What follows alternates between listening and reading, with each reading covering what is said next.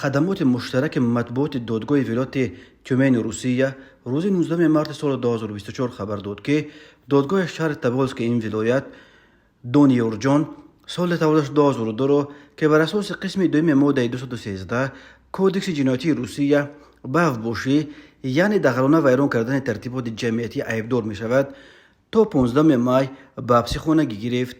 دادگاه گفت از مواد پرونده برمی آید که روز 15 مارس سال 2024 این جوان در درآمدگاه بنای قطعه آوازدهی یک پتر را کفانده است. در نتیجه خود این جوان از پنجه دست چپ و پیشونیش زخم برداشته دیگر یگان کس آسیب ندیده است. در جریان تفتیشات پیشکی دانشجو نقل کرد که سبب این کردارش قرضی شد که او تحت تاثیر قلابون گرفت. این قلابون قریب 2 میلیون روبل او را تصرف کردند. گفته می شود در اطلاعیه دادگاه قبلا گزارش شده بود که روز 15 مارس در روز اول آوازدهی در انتخابات پرزیدنتی روسیه دانشجوی سال دوم کالج طبی شهر تبالسک در قطعه انتخاباتی واقع در بنای گیمنازیا به نام لیتمن در میکرورایون هفتم شهر تبالسک یک پترده را کفانده است. حالا به دانشجوی زاده تاجیکستان بر اساس قسم دوم ماده 213 کودکس جنایتی روسیه همچون جزا جریمه به مبلغ از نیم میلیون تا 1 میلیون روبل یا کارهای اصلاحی به مدت تا 5 سال و یا 7 سال زندان تهدید می کند.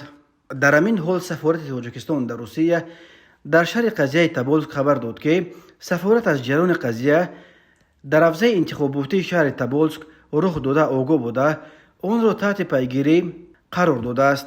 سفارت در این مورد گفت قابل ذکر است که شهروند آخونوف دونیور جان غفرانوویچ سال تولدش 2002 گرچند زاده جمهوری تاجیکستان باشد هم شهروند فدراسیون روسیه می باشد و در کورس دوم کالج طبی شهر تبالسک روسیه تحصیل می نماید.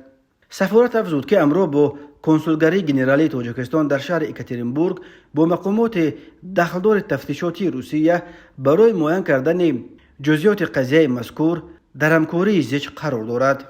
طوری قبلا خبر داده بودیم دونیور جان نامجوان 22 ساله از تاجیکستان که دانشجوی کالج طبی شهر تبالسک ولایت تیومن روسیه بوده است به دام فریب قلابان افتاده به خاطر برگرداندن قریب 2 میلیون روبل پولهای از دست دادهش روز 15 مارس سال 2024 در جریان روز اول آوازدهی در انتخابات پرزیدنتی روسیه در یک قطعه انتخاباتی در شهر تبالسک پترده را کفانده است. روز 15 مارس به دونیور جان شخصان ناشناس زنگ زده خود را کارمندان مقامات حفظ حقوق معرفی کردند. این قلابان با روی فریب به باوری دانشجوی تاجیک در آمده او را متقاعد ساختند که حساب بانکیش تحت خطر قرار دارد.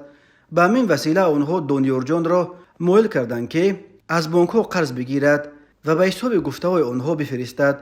دونیور جان به این قلابان باور کرده به حساب های نشان داده آنها مبلغ خیلی بزرگ 1 میلیون و 800 هزار روبل برابر 20,000 دلار را انتقال داده است. بعد این قلابان به دانشجو فهماندند که او می تواند پولهایش را پس بگیرد ولی برای این باید در قطعه آوازدهی پترده را بترکاند. دونیور جان فریب خورده به این وعده قلابان هم باور کرده به مغازه فروش پرتکنیک رفته است و یک پترده خریده با خود به قطعه آوازدهی واقع در بنای گیمنازیا به نام لیتمن در رایون هفتم شهر تبالسک رفته است و در طولور آوازدهی دونیور جان پترده را کفاندنی شده است ولی اون در دستش ترکیده است و جوان از ناحیه پنجه دست چپ و پیشونیش جراحت برداشته است. بعد ترکاندن پترده دونیور جان را دستگیر کردند.